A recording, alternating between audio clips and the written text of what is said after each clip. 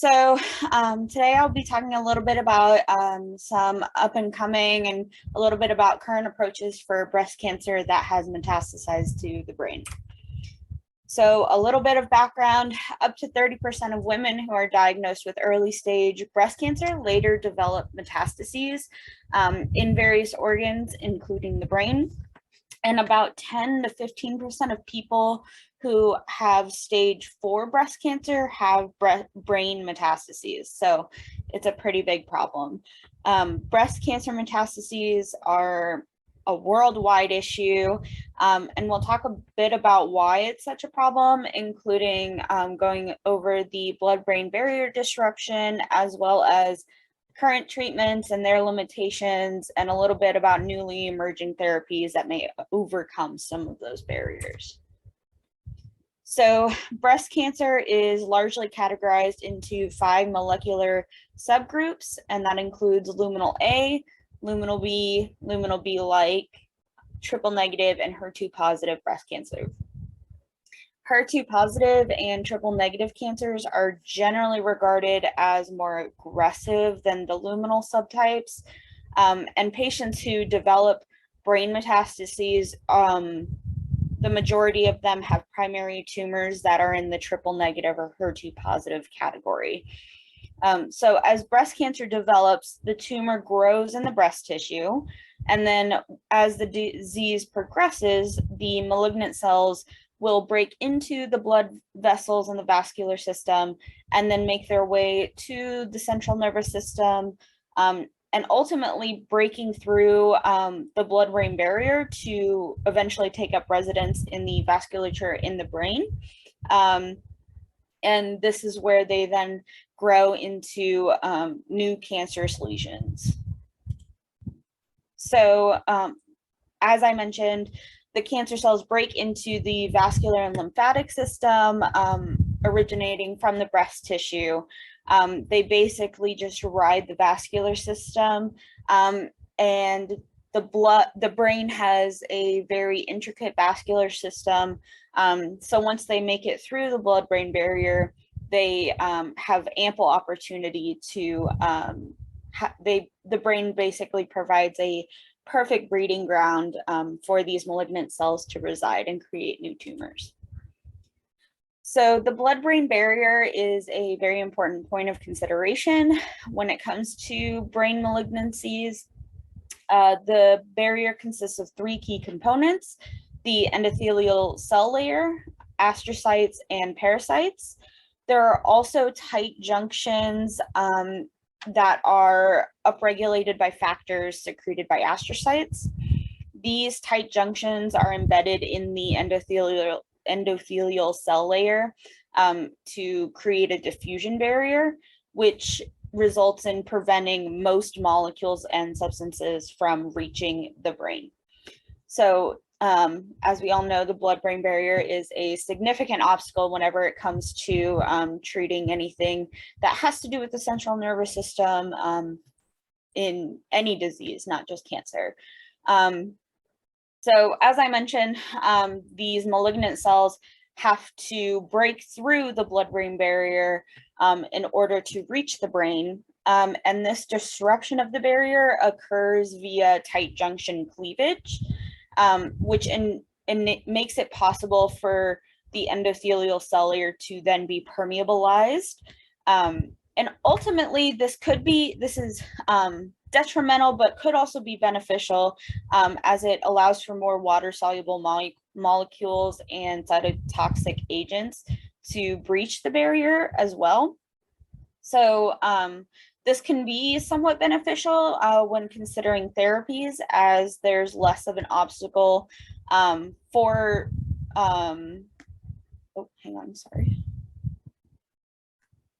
There's less of an obstacle for the therapy, for the drugs to make it through the barrier and can reach the malignancies in the brain easier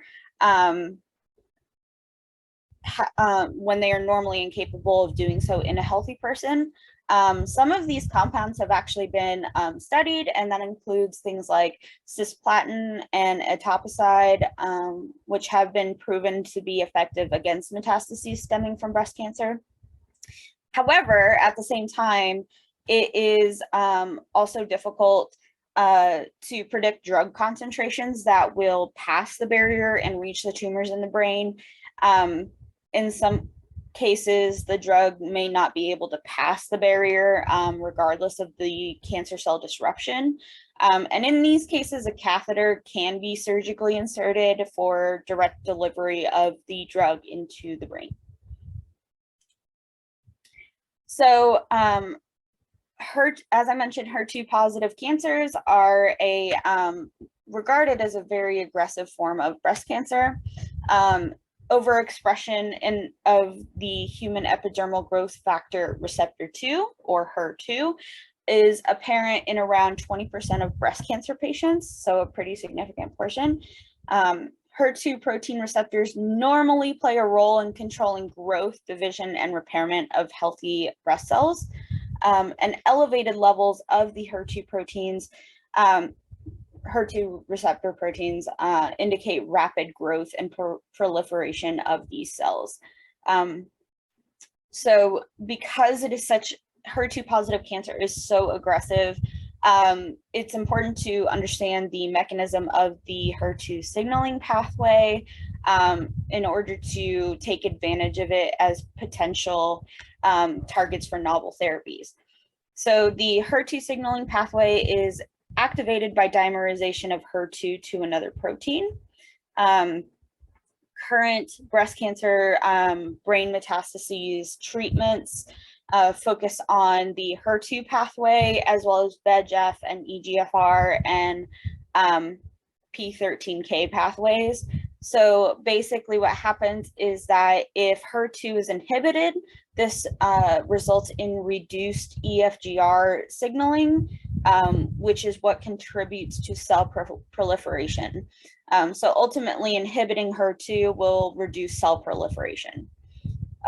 Currently, trastuzumab is a HER2 targeting humanized monoclonal antibody, and it binds to the extracellular domain of the protein.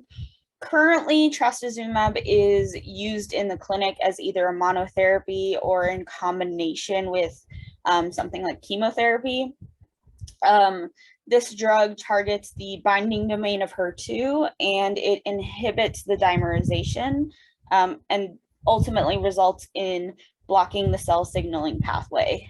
Trastuzumab may also come as an antibody drug conjugate, and this just means that trastuzumab, the monoclonal antibody, is conjugated to a topoisomerase 1 inhibitor, and in this case, it's deruxtecan.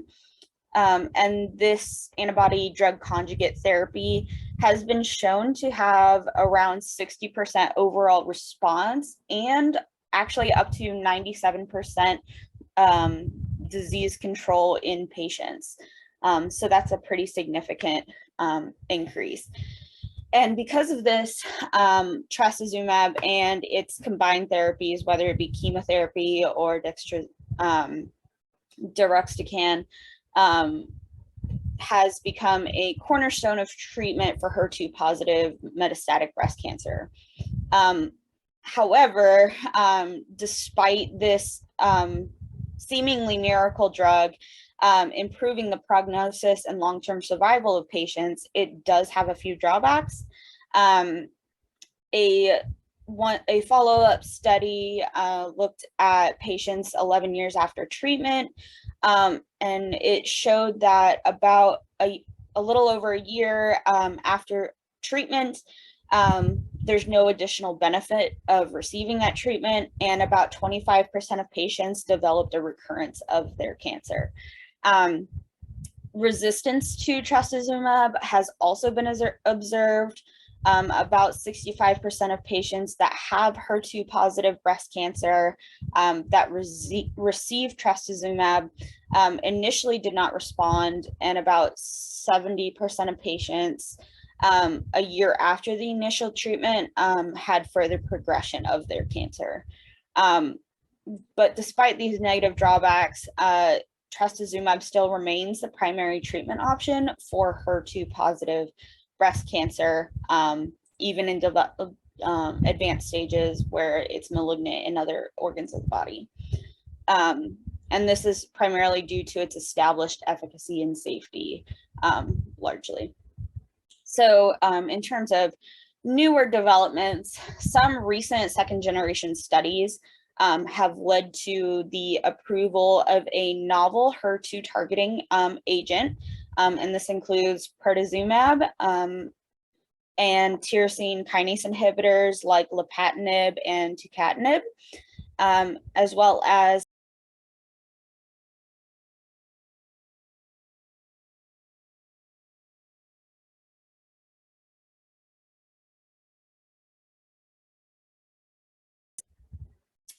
so current studies are ultimately looking to reduce the resistance to HER2 targeting agents by approaching parts of the downstream pathway of the HER2 signaling.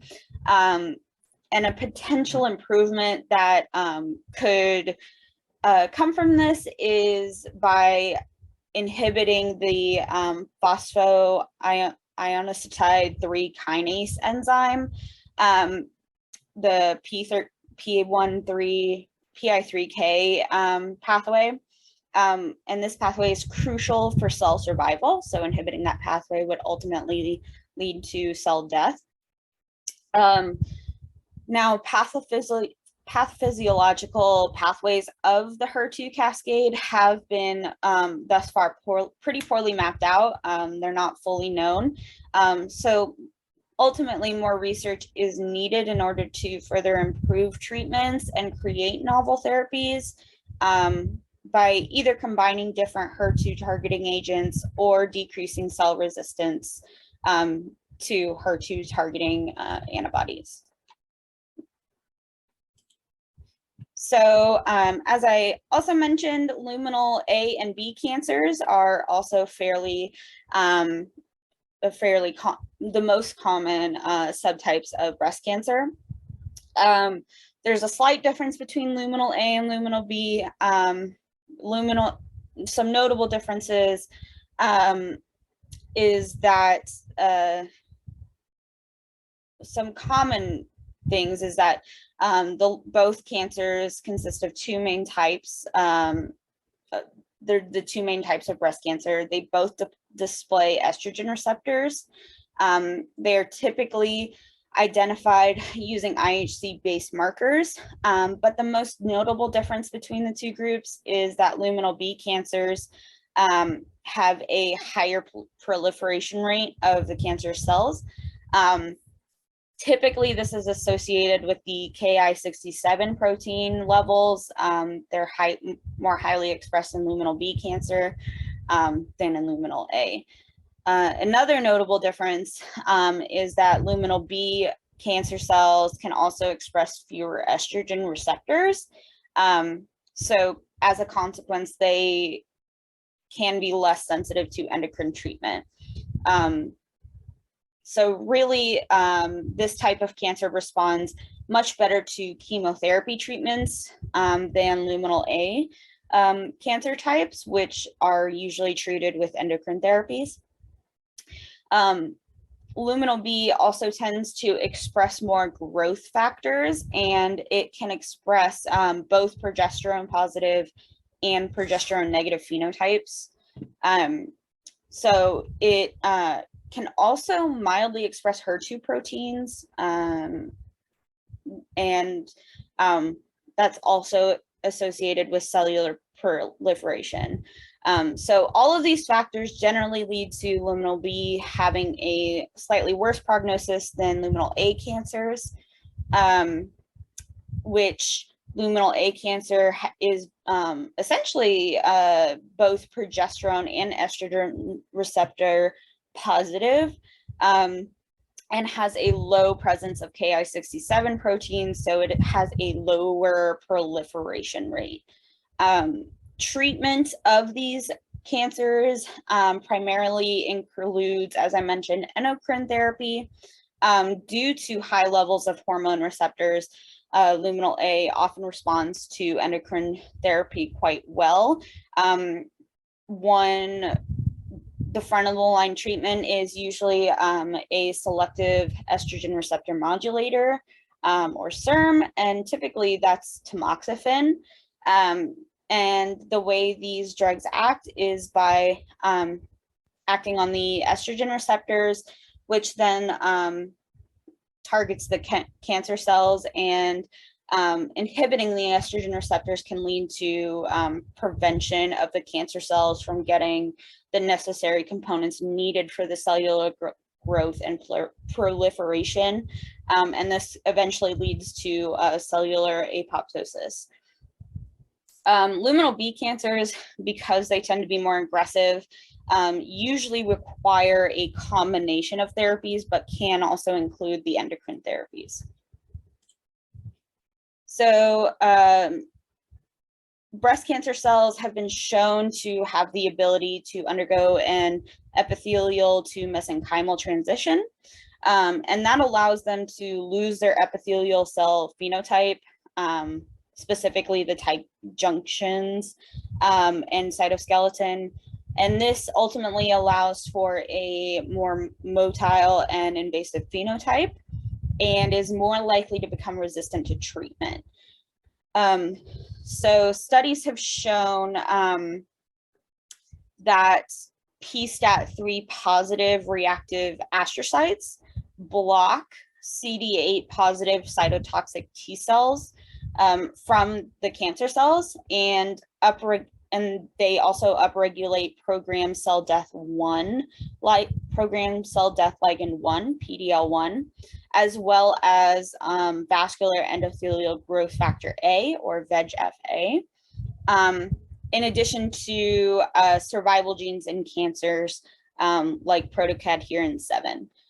So the metastatic cancer cells in the brain also produce metalloproteinases, and these degrade type 4 collagen, which is the main vascular component of the basement membrane. So this ultimately results in, what all of that means is there are enhanced access points through the blood-brain barrier. Interestingly enough, though, the barrier is not disrupted in patients who have the HER2 positive cancer subtype. And disruption is mostly seen in patients that have triple negative and basal type cancers. So treatments that inhibit the angiogenesis and survival processes of cancer cells are currently being studied in order to discover potential potent inhibitors for the pathways. So in addition to cytotoxic and chemotherapeutic agents, I haven't mentioned other treatments that are currently used for brain metastases and breast cancer. Some commonly used therapies are radiation therapy. Depending on the state of the disease and spread of tumors, this can either include localized radiosurgery or whole brain radiation therapy. Another fairly common procedure is taking advantage of surgery to remove the tumors, depending on the location in the brain. And this usually follows some sort of radiation or chemotherapy once the tumors have shrunk to a suitable size to be removed. So this is a really long list of current drugs that are being used to treat specific molecular subtypes of cancer. Ultimately, the purpose of this table is to highlight mechanisms and drug class of the individual drugs.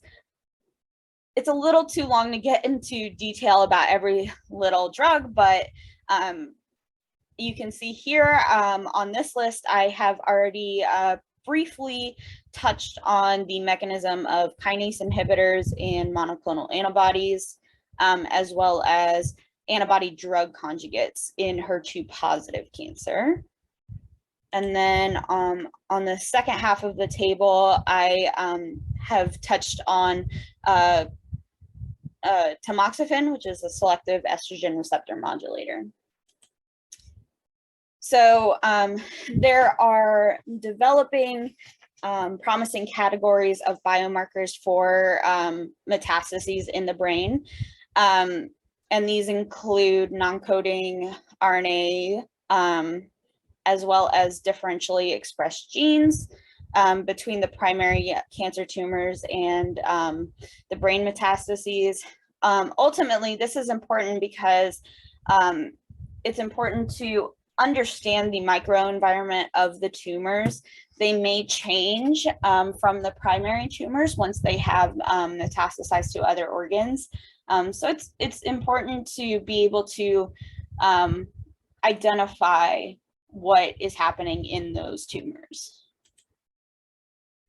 So here's some potential therapeutic targets related to the blood-brain barrier. Ultimately, what it boils down to is either altering the permeability of the blood-brain barrier to allow for therapies to reach the brain, or alternatively designing the therapies to specifically be able to penetrate the barrier.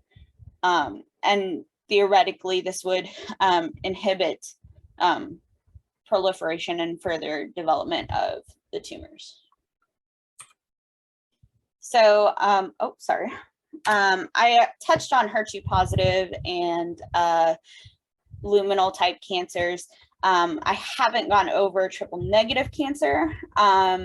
It's really a difficult subtype, as the name suggests. It doesn't express any of the hormone receptors that the other categories do. So there's no progesterone receptors, estrogen receptors, or HER2 receptors. And this makes it extremely difficult to target with small molecules or other therapies. So PD-L1 is used as a diagnostic assessment to identify possible therapeutics that can be used against this cancer.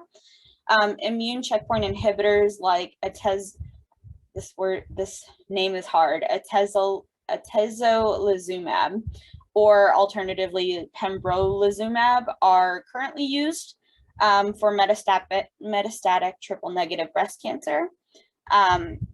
If these tumors are associated with immune cells that express PD-L1 or programmed cell death ligand, this immune cell positivity is defined as an immune cell score through the assay, and it refers to the area occupied by this ligand, how many cells show that express this as a percentage of the whole tumor area. So the treatment used for PD-L1 positive cancer cells is using immune checkpoint inhibitors. They are used to ultimately kickstart a patient's own immune system in order to respond and kill the cancerous cells that may normally evade immune detection via overcoming normal inhibitory pathways that are regulated by immune checkpoints. So the inhibitors are basically given in order to remove the need for inhibitory pathway activation. So the immune system can basically just begin to identify cancer cells and kill them. So ultimate conclusions, cancer metastasis is a very complex pathophysiology, especially when it comes to the brain, with many barriers for treatments. But some new and emerging treatments are providing breakthroughs for some of the drawbacks that current therapies have. But ultimately, ongoing research is needed in order to fully understand what's going on.